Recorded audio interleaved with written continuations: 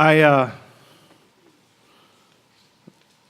really enjoyed this week as a pastor here at Abiding Grace. It was a great deal of fun. Sunday night, the Advent dinner was so wonderful. Thank you to everybody who participated and everybody who came. A special thank you to Jerry Court for making all the brisket and sausage for us, and for Alyssa for leading us and being so funny.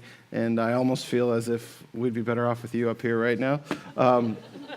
But it was a lot of fun. And then last night, we were invited to the Islamic Center of Southlake, which is our neighbor, to have a interfaith dialogue. And so we did with, there was a Jewish rabbi, there was a Catholic priest, there was myself, and there were two imams who were there kind of moderating. And it was, I was nervous. I was really nervous to go. I didn't know what I was doing or what I was supposed to say. And I actually found out after we began what my reflection was supposed to be on, so I kind of threw it together. But I think for those who were there last night, I think we had 25 of us. I think it was a really good experience, don't you think? It was just really, it was really neat to be able to talk to others, to kind of try to come to some kind of understanding as to what they really believe in their religion. And so I think it was good that we were a part of that, and I hope that we can do more of that in the future. But now I want to tell you a story. I want to tell you a story that starts with once upon a time. Once upon a time, there was a country that was struggling with division. It was divided politically. It was divided racially. It was divided by economics. It was divided religiously. And this division led to violence and oppression. And of course, everyone was looking for someone to fix it. Of course, I'm referring to first century Roman-occupied Israel. You didn't think I was talking about something else, did you? It was divided politically. There were the Romans and the Jews. And among the Jews, there were the Jews who were pro-Roman and who were anti-Roman. It was divided racially. You had the Jewish people and you had the Gentiles. And then you had the Samaritans, who were kind of a mixture of both, but who nobody liked. It was divided by economics. There were those who were the super wealthy, who had much, and there were those who had very, very little, which, as Taylor told us about Mary and Joseph traveling around, they were a family that had very little. It was divided religiously. There were the Jewish people, and there were everyone else. And while everyone else had many different religions, and the Romans had their own thing, the Jewish people they looked down on everyone else. And this division led to violence and oppression. The Romans crucified anybody and everybody who spoke up to them. And even the Jewish people, they had the ability to arrest people. And this is kind of where we enter our story today. John the Baptist was imprisoned, not because of anything he had done, but because of what he had said. He was challenging Herod, and so he was arrested. And they were looking for someone to fix it. They were waiting for the Messiah to come and make everything better. Our text says that John the Baptist reached out to Jesus to say, "Are you the one we have been waiting for?" John the Baptist was ready for the one in whom he had been waiting for. Now, I like to think that John the Baptist, has the entire Old Testament memorized, and he's really talking about Jesus coming as the Messiah to fulfill all these prophecies. But on the other hand, I think John the Baptist wanted to get out of prison. And he said, "Are you the one whom we had been waiting for? Are you the one who's going to come and free me? Because if I stay here much longer, I may die." And so literally, are you the one who's going to come and save me from this? Are you the one we've been waiting for? I think it's a question that we ask today. Jesus, are you the one we are waiting for? Advent is a time of waiting. Are you the one we have been waiting for? To which I think Jesus would say, well, tell me about this person that you're waiting for. What exactly are you waiting for? For the Jewish people at the time, the reason they didn't believe in Jesus was because he didn't look like, or he didn't do the things that they were waiting for. They were waiting for a political figure to restore Israel to prominence, to restore Israel to the greatest, or one of the greatest and wealthiest nations in the world. They were waiting for Jesus to come as a king, as a political king, to kick the Romans out and to kick all the pro-Roman people out with them. You take them all and get out. This is Israel again. It's for the Jewish people. Which makes me wonder, what are we waiting for when we think about Jesus is coming and this Advent language of waiting? In our text, Jesus tells us what he is actually going to do. The first thing is he's going to heal. Jesus is coming to heal.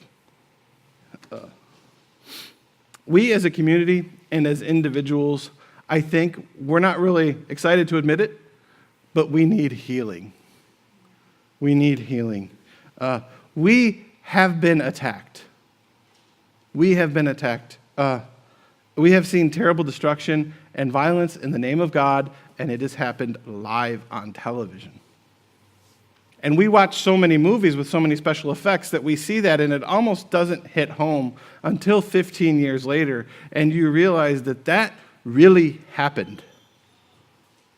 And I don't know that we've ever healed from it. I don't know that I've ever really healed from it. There are days when I wake up and I look at those pictures again and I think to myself, how in the world in my lifetime did that really happen? I think we still need healing.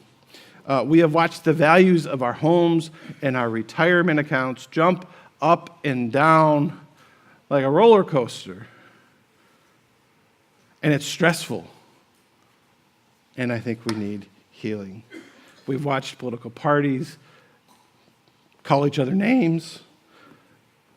We watch political candidates act like middle schoolers. I'm not pointing to anyone in particular.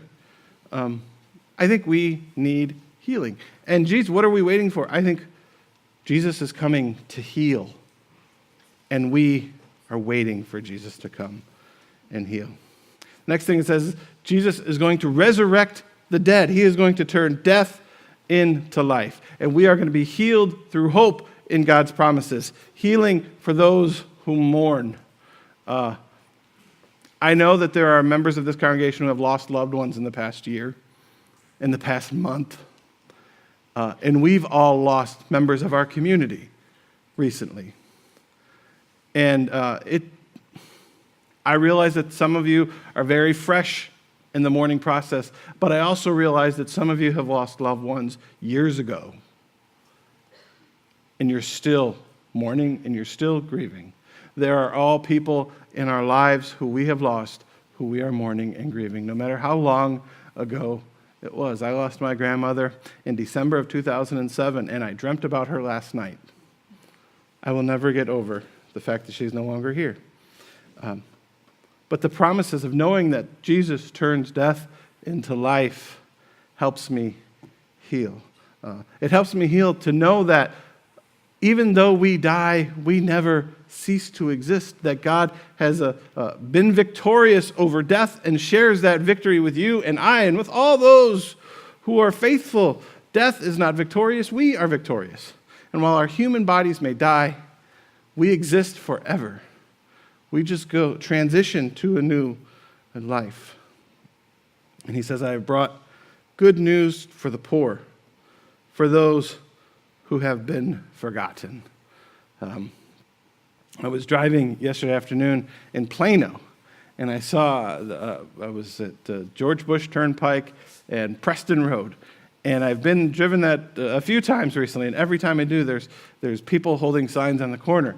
And yesterday it was freezing cold, and I pulled up, and they were holding signs on the corner, and I had no cash on me, none. And I just felt so convicted that, excuse me, here is somebody in need. They're freezing, they're holding the sign, hoping to get whatever. And here I have nothing. And I wanted to give them something. I wanted to make their day brighter in some way. and all I had in my truck was golf balls. And they were good golf balls, too. And I had nothing to give them. And I felt so bad. I wanted to give them something, and I had nothing. But I think we each have something we can give somebody in need, and that is the good news. That's what Jesus came to bring, was good news for the poor, good news for the forgotten. Healing. Healing through healing itself. Healing through the promises of God. Healing through good news. The reality that something better is coming. I love the text from Isaiah this morning, the very first text. Say to those who are of a fearful heart, be strong, do not fear. Here is your God. There are days when I am not strong. There are days when I am afraid. And I need to be reminded of the good news. Here is your God, or here is your God. A God who knows suffering, and a God who would go to any lengths so that you would know how much you are loved. Something better is coming. That's the Advent. We point to something better that is coming, but something better is actually already here. Something better has already come. Jesus has already come. Jesus has already died for you, for the forgiveness of your sins, and Jesus has rose again so that you might know victory over death, the power of God, and you might be comforted and healed by those promises. And we have this good news to share. And our world will be a better place when we do share it and when everyone hears that message. And so, back to the original question for the start of the sermon. What are we waiting for? Amen.